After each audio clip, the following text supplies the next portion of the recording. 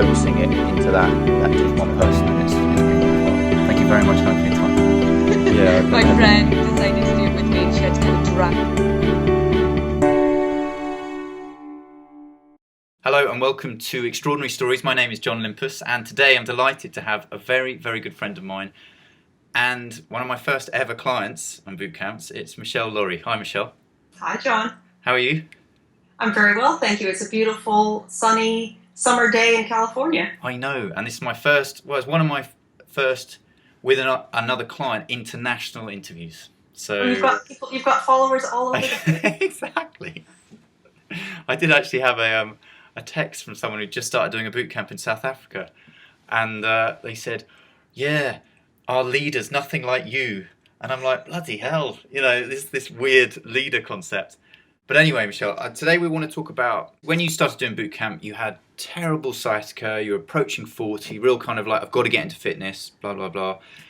And then about 6 months ago, I see on Facebook that you've just completed a 545-mile cycle from San Francisco to LA in 7 days.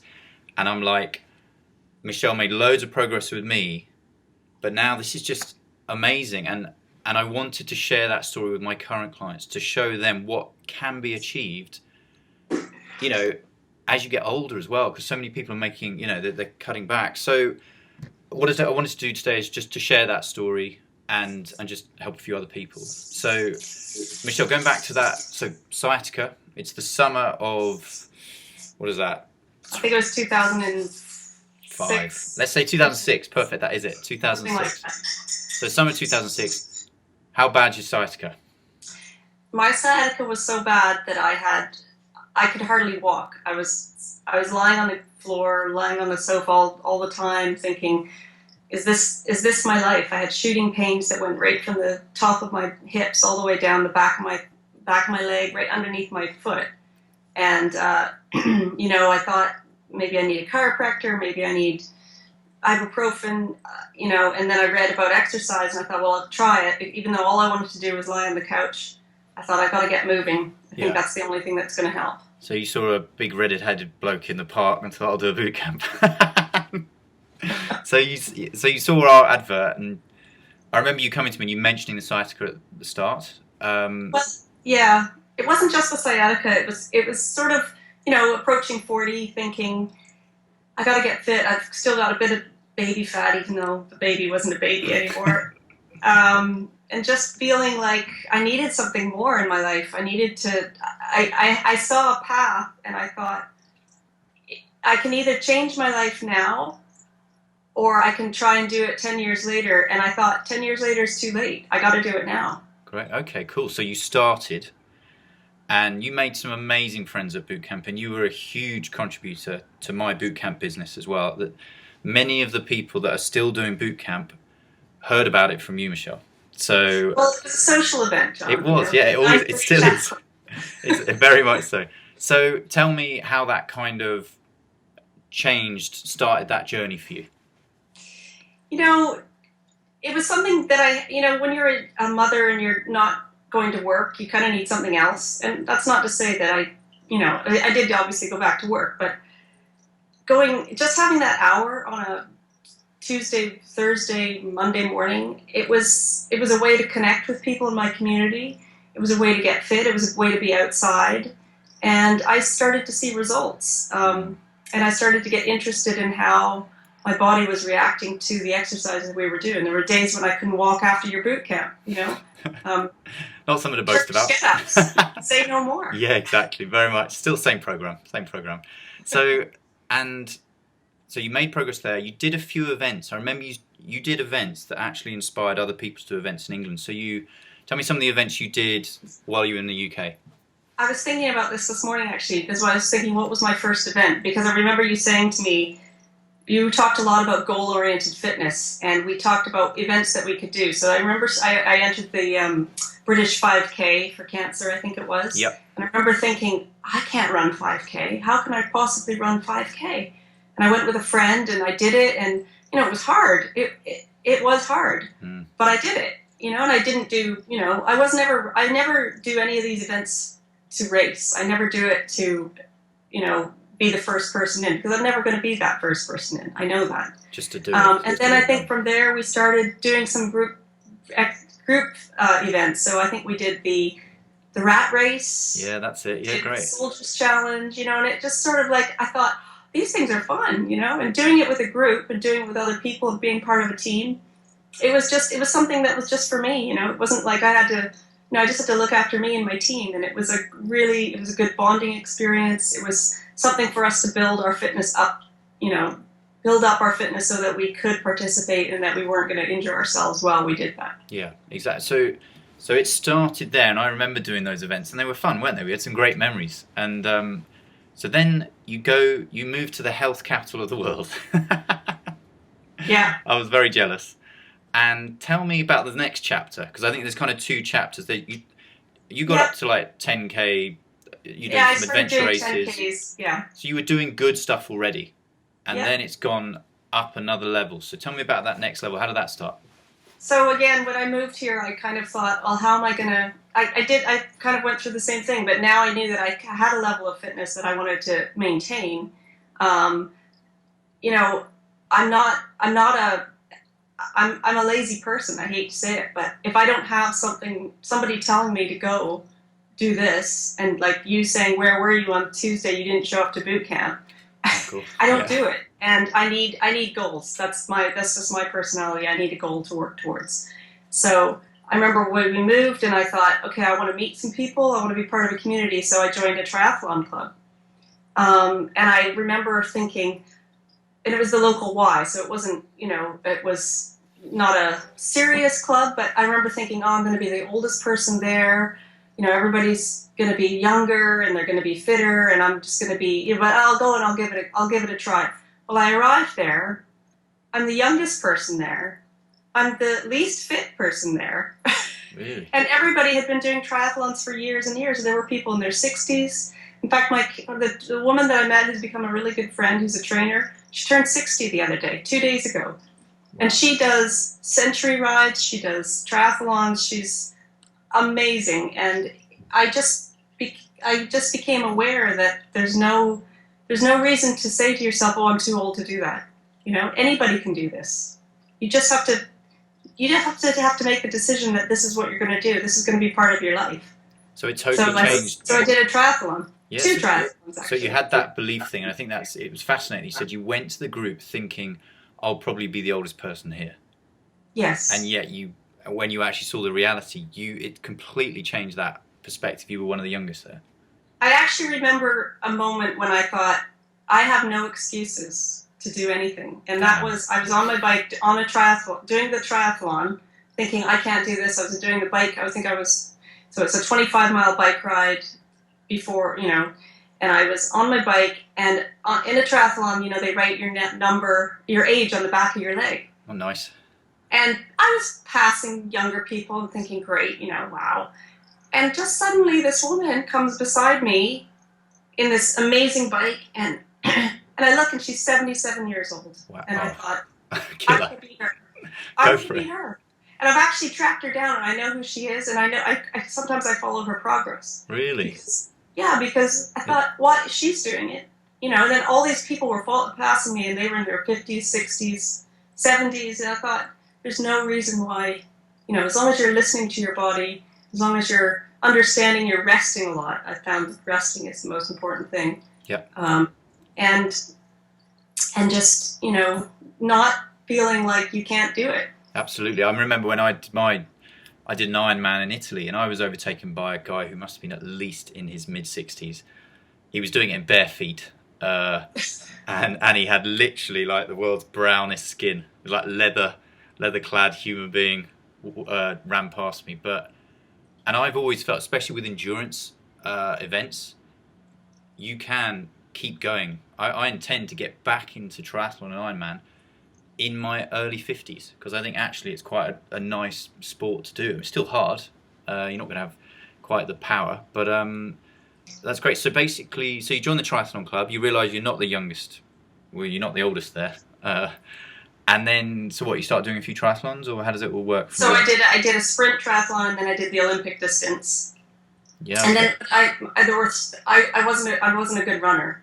And I thought, well, I want to build up my running a little bit. I hate running. I actually hate running. Yeah. Well, I remember when you ran before, you were worried about these reoccurring knee problems you'd get. Exactly. Can I also say it's interesting that when you first joined boot camp and you first did your events in Ealing and Acton and Chiswick and stuff like that, how big a jump was that in confidence? Was that quite scary when you first did it?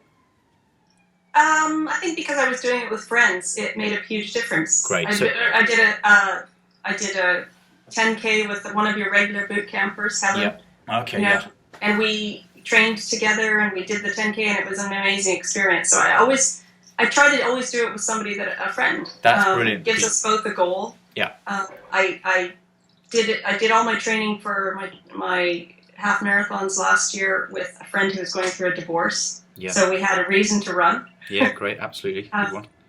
So, yeah, I guess it was confidence, but I think it was just a light bulb went off to say that I can do this. That's a great tip, because you know what? When I did all my triathlons many years ago, every time I did a triathlon, I'd do it on my own. And I'd turn up, I'd have to work out where to put the bike, I'd have to have my little panic with my admin. And when you're doing big races for the first time, it can be, it's quite stressful. And I did all the training on my own as well, because I was like, right, I want to do an Ironman, I want to tick that box. But what I've found when I'm training people and what I do now with my events, I always want to buddy up, because it's just so much more fun. And it is, and it becomes, actually, we always make it an event, a weekend away, too. Yeah, fun. It's just enjoyable, isn't it? Book a nice hotel or, go up the night before, and you have to go to bed at, 8 o'clock, but even so, it's like being at camp. Yeah, exactly.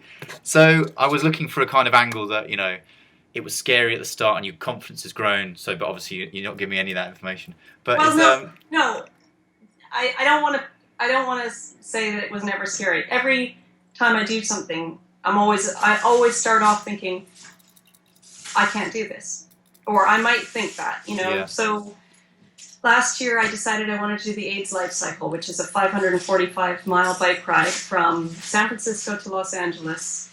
It's to raise money to end AIDS. It's something I've wanted to do for the last 15 years. Wow. I had a friend who was doing it every year, and I've always wanted to do that, even before I met you. And I thought, my boss actually has been doing it, and she said, come on, we're going to do this next year. And I thought, oh, okay. So I signed up. I had a bike, but I hadn't been on it for a year. And I went out on my first training ride, and it was 30 miles, and I almost threw up at the end. Good start. I was with a group, and they said, did you eat anything? And I said, no. So, I'd done triathlons, I'd done half marathons, but I hadn't done a long bike ride. Yeah. And at that moment, I thought, what have I signed up for? I'm scared, I'm really scared. Great, yeah. And then I started biking every week, and then, by no means am I the fastest rider. I'm the one at the back that they have to, the sweep comes. And people would say to me, wow, gosh, I can't believe I could never do that. People say that all the time. I could never do that. I got to that bike ride and it was the same thing. There were people in their 60s, their 70s. The oldest rider was an 84-year-old man who'd done it every single year. Wow. So and the atmosphere was amazing. So, 7 days, 545 miles. By day 4, I was pretty tired, but I got over that hump and I thought, I'm going to do this, Gee whiz. So that's what, like 80 miles a day you're doing, pretty much? Yeah, we averaged about 85, yeah. Wowzers. So just going on that, I was going to say that it's interesting. Maybe you and me have got quite similar personality types, actually, Michelle, because what motivates me, and I heard this was from a guy who, like an ultra, he'd done like lots of triple Ironmen, you can do like double, triple Ironmen. And he said he doesn't really enter events now. Nothing motivates him unless he's not sure if he can do it. That's true. The thing that motivates him is whether it's that little bit of the unknown, that fear of whether I can or can't do this. And to a certain degree, I've always seen that is where the growth is. And it's, that element, that question mark as to whether my knee's going to be all right with this, whether I'm going to be fit enough, whether I'm going to be left at the back, whatever it is. And I think the courage to do that, especially when you did your first 30-mile ride, and you must have been. We've all had that panic of thinking, I'm way out of my depth here. Yeah. And so, what? Any tips for people who are maybe looking at what you're talking about, and for overcoming that fear? So you've said already, buddy up, get a friend involved. That sounds like that's a great thing, and to make it fun as well. I know that the charity, for 15 years you'd wanted to do that, so that was clearly a big motivator for you. Have a passion, to have something that you're interested in, definitely. Yeah. And the cycling, to be honest, you were always pretty good at cycling. I remember on that rat race you dragged a few people around on the bike. Yeah, I guess. Got a few up the hills.